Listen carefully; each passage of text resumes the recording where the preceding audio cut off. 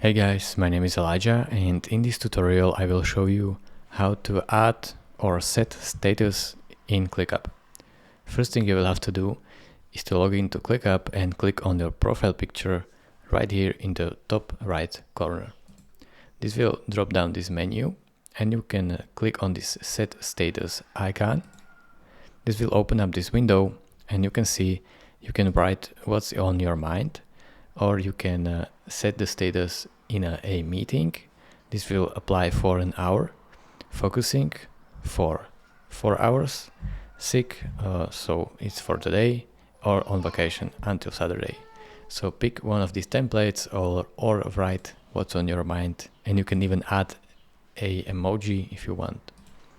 So I will pick in a meeting. You can set how long and then press save. And as you can see, our status has been added.